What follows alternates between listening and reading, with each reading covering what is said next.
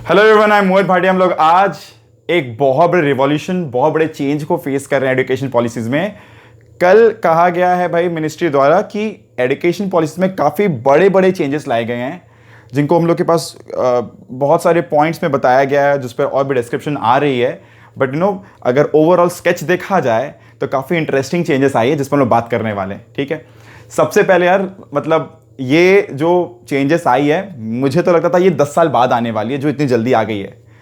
Expect नहीं कर पा रहे कि इतनी जल्दी चेंजेस आई, और काफ़ी पॉजिटिव चेंजेस है। अगर ये सही में एप्लीकेबल 2021 से हो गई तो कहा जा रहा है 2021 से अप्लाई किया जाएगा। एक नेशनल हायर एजुकेशन बिल बोल के पास होगा, जो लोकसभा से पास होने के बाद फिर राज्यसभा से पास होकर अप्लाई किया जाएगा हर एक स्टेट पे। ठीक है, शुरू करते हैं डिस्कशन करना। और इसके पहले एक बैकग्राउंड फैक्ट ले लेते हैं। ये जो चेंजेस लाए जा रही है इसके पीछे ऑब्वियसली एक सोच है।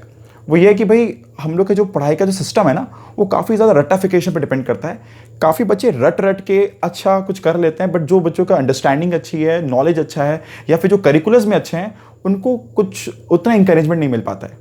उनका इंकरेजमेंट बना रहे, इसीलिए इन आर्ट्स के सब्जेक्ट को, म्यूज़िक को, डांस को, इनको भी एक मेन सब्जेक्ट में डाला गया है। राइट, ओवरऑल परफॉर्मेंस, पूरे साल भर की परफॉर्मेंस काउंट में इसे सेमेस्टर वाइज डिवाइडेड की गई हैं चीज़ों को।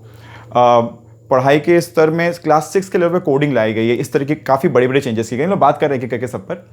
इवन कॉलेज में भी कोई बच्चा फर्स्ट ईयर में किसी भी रीज़न से पढ़ाई करने के बाद सेकंड ईयर कंटिन्यू नहीं कर पाता है, कोई भी रीज़न से, फाइनेंशियल इश्यूज़ हो या कोई भी और रीजंस होती है, तो वो अपना सीधा सेकंड ईयर का पढ़ाई कुछ दिन बाद जब चाहे वापस वो रिकंटिन्यू कर सकता है। एक सर्टेन पीरियड के अंदर वापस को रिज्वाइन करना होगा, ऐसा कुछ पीरियड बताया नहीं गया, बट वो सीधा सेकंड ईयर से ज्वाइन कर सकता है। जो कि पहले क्या होता था कि अगर फर्स्ट ईयर में पढ़ाई छोड़ दिए तो अपने को वापस फर्स्ट ईयर से कंटिन्यू करना पड़ता।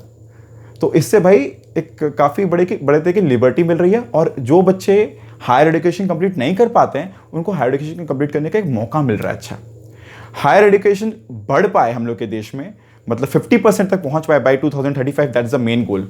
मैंने पहला चीज़ लिखा है 50% to reach higher education by 2035। ये पहला एक एजेंडा है जिस पर काम कर रही है भाई गवर्नमेंट। अभी तक कुछ 25-26% ही लोग होते हैं जो हायर एजुकेशन तक पहुंच पाते हैं प्रॉपर्ली हम लोग के देश में। ठीक है, लिटरेसी बढ़ाने का मेन एक एजेंडा है, मोटिव है, और एक अच्छी एजुकेशन सिस्टम बन पाए, ये एजेंडा है।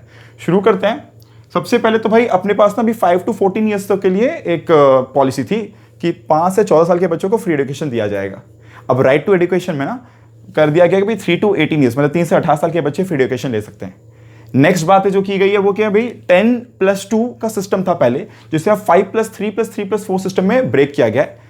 ये जो 15 साल का जो सिस्टम है 5+3+3+4, इसे 4 स्टेज में जो बांटा गया है। पहला 5 साल जो होता है भाई वो प्ले ग्रुप, जब बच्चा 3 साल का होता है, 1, 2, 3 साल तक पेरेंट्स को संभालना है। पेरेंट्स को गाइडलाइन दे दी जाएगी भाई कैसे क्या क्या करना है, बच्चों को इतना तक प्रिपेयर कर लेना है, 3 साल तक उसको जो भी करवाना है करवाएं।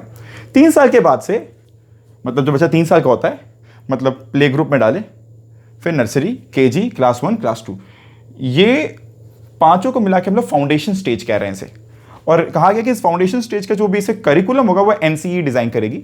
और वो एनसीई क्या करने वाली है, वो ट्राई करेगी भाई जितना हो भाई बच्चों को बेसिक लैंग्वेज, बातचीत, वो ABCD बेसिक लैंग्वेज चीज़ें सीख पाए, जिससे वो बात कर पाए, एकदम बेसिक लेवल लिटरेसी है बच्चों में। उस पर ही बेसिकली काम करना है फाउंडेशन स्टेज में।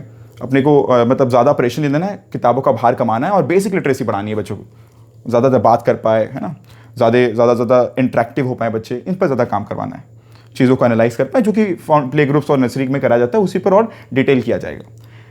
जब नेक्स्ट +3 की बात आई, क्लास 3, 4 एंड 5, जो अगले 3 साल की बात आई, 3, 4 एंड 5, इसमें प्रिपरेटरी स्टेज जैसे कहा गया। प्रिपरेटरी स्टेज का मतलब क्या हो गया कि बच्चों को अब उसके बाद अब जब बेसिक लैंग्वेज सीख गए उस पर बेस करके वो जो चीज़ें सीख सकते हैं, या फिर उनको प्रिपेयर किया जाए कि आगे चलकर जब 6 आए, क्लास 6 तक में उनका एक बेसिक नॉलेज, बेसिक स्ट्रेंथ आ चुका हो कि भाई दुनिया का वर्ल्डली नॉलेज हो, बेसिक पता हो कि भाई आसपास क्या है नहीं है। एक बेसिक प्रिपरेटरी स्टेज है।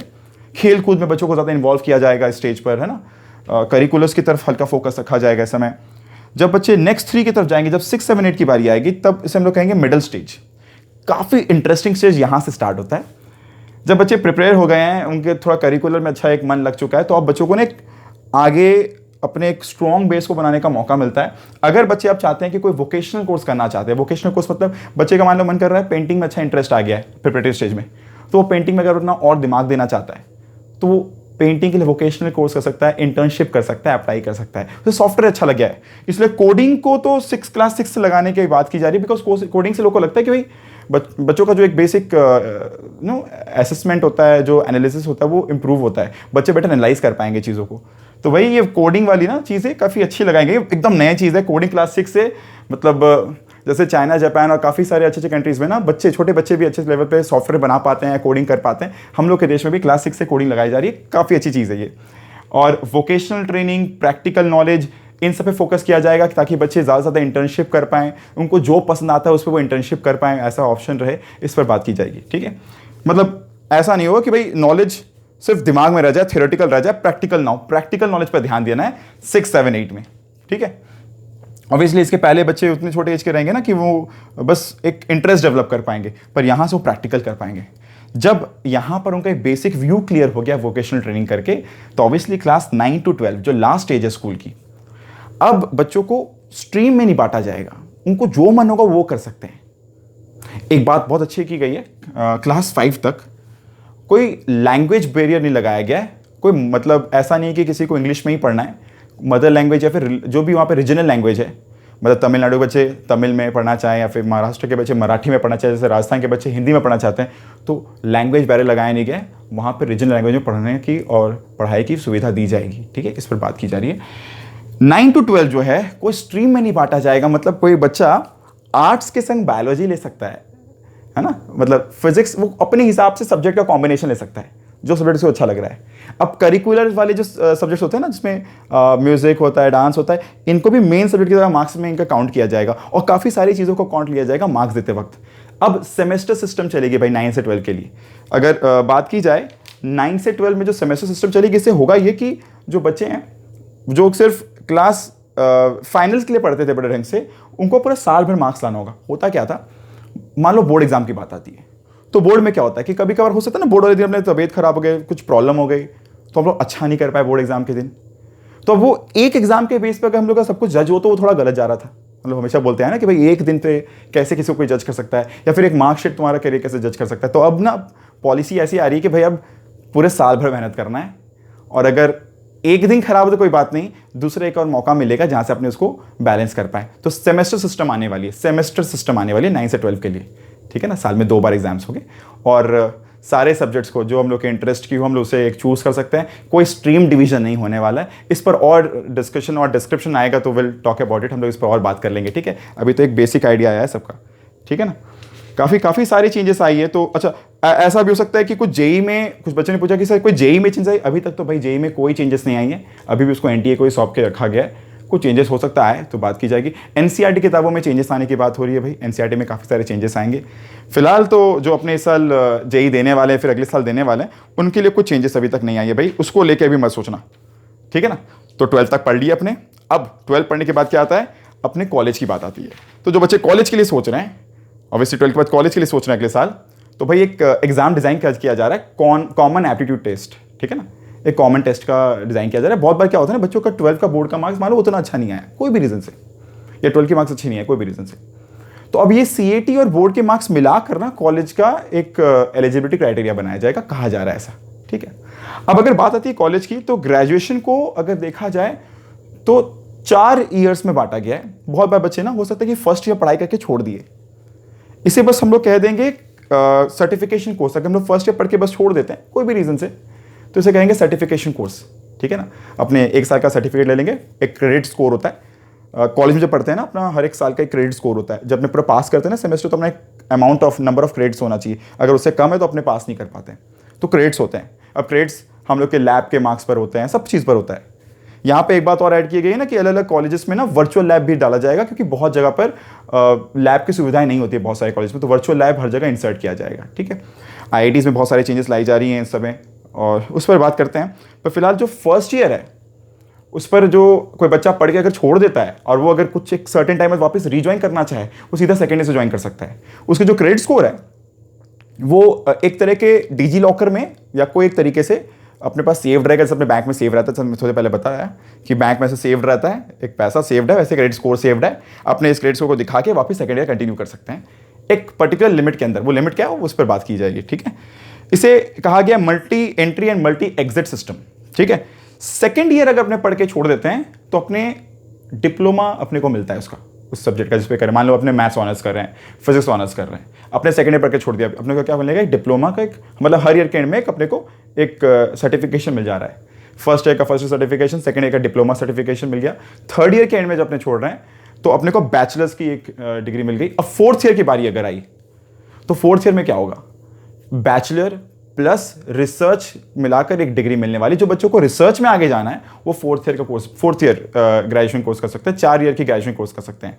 जो बच्चे 3 साल में रोक दे रहे हैं वो क्या हो रहा है भाई, उनके लिए वो बैचलर कोर्स हो गए खत्म। जैसे बहुत बच्चों को क्या है भाई, यूपीएससी का एग्जाम देना है सिर्फ, बहुत बच्चों को सिर्फ एक कोई जॉब के लिए अप्लाई करना है, इसमें 3 ईयर डिग्री कोर्स काफ़ी होता है, तो वो एक चीज़ हो गई। पर अब किसी को अगर रिसर्च में जाना है तो अब हम लोग की गवर्नमेंट 4 साल की ग्रेजुएशन की कोर्सेज ला रही है भाई, काफ़ी नहीं है। इससे रिसर्च की तरफ ज़्यादा ऑप्शंस क्रिएट करने की मतलब एक कोशिश रहेगी। हम लोग के देश में रिसर्च को लेके काफ़ी कम अपॉर्चुनिटी है भाई, तो रिसर्च की अपॉर्चुनिटी बढ़े, इसको लेके बहुत सारी चीज़ें की जा रही है। जैसे सबसे बड़ा एक चेंज लाया गया है, एक मिनट में बताता हूँ। कहा जा रहा है कि नेशनल रिसर्च फाउंडेशन पर काम किया जा रहा है, मतलब जिसमें साइंस के बच्चे, सोशल साइंस के बच्चे, अलग अलग सब्जेक्ट के बच्चे भी ना रिसर्च करने का एक ऑप्शन क्रिएट कर सकते हैं अपने लिए। अब इस पर बहुत सारी डिटेलिंग आने वाली हैं, और ऑब्वियसली क्लास 6 के बच्चों के लिए इनोवेशन को प्रमोट करने के लिए क्लास 6 से वोकेशनल कोर्स लगाया जाए, तो मतलब कहीं ना कहीं यहीं से रिसर्च को एक प्रायोरिटी दिया जा रहा है। तो क्लास 6 के बच्चों को यहीं से फंडिंग मिले, इसके लिए नेशनल रिसर्च फाउंडेशन बनाया जा रहा है कि क्लास 6 के बच्चे को भी अगर कुछ लगता है, कुछ कोई एक्स्ट्राऑर्डिनरी बच्चा है जिसमें कुछ एक स्पार्क है, तो उसे भी फंडिंग मिले, वो भी आगे अपना कुछ एक इनोवेशन सामने प्रेजेंट कर पाए, इसका मौका मिलेगा, ठीक है। अगेन एक और चीज़ है, प्राइवेट स्कूल्स के फीस पर कैपिंग लाई जाएगी। भाई देखो, प्राइवेट स्कूल्स ना एक बहुत इंपॉर्टेंट पार्ट होते हैं हम लोग की ऑर्गेनाइजेशन के, हम लोग के सिस्टम के। प्राइवेट सिस्टम हट नहीं सकते। प्राइवेट स्कूल्स, प्राइवेट सिस्टम रहने से क्या होता है ना कि अपने को एक बूस्ट मिलता है अपने सिस्टम को पूरे को। तो प्राइवेट में वैसे होता है कि थोड़ा सा डिसिप्लिन लगा दिया जाता है, तो एक कैपिंग की जाएगी फीस की, जिसमें एक लेवल ज़्यादा फीस न लगाया जाए। तो इस पर बात हुई है भाई।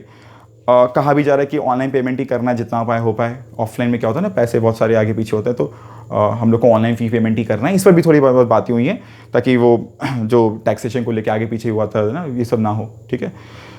वर्चुअल लैब वाली बात मैंने कह दी भाई। इंटर्नशिप इंप्लीमेंट करी जाएगी, छोटे बच्चों के लिए भी की जाएगी, बड़े बच्चों के लिए रहेगा, छोटे बच्चों के लिए भी इंटर्नशिप की बातें रहेंगी। स्कूल और कॉलेज में बहुत तरह की लिबर्टी मिलने वाली है भाई, और बहुत तरह के चेंजेस जो आ रहे हैं उनमें एक सबसे बड़ा जो चेंज है वो है क्लास 9 से 12 के लिए इसको मल्टी डिसिप्लिनरी कोर्स कहा गया है। जो 9 से 12 को हो रहा है मल्टी डिसिप्लिनरी, मतलब बच्चे जो भी तरह का कॉम्बिनेशन ऑफ सब्जेक्ट लेके पढ़ सकते हैं।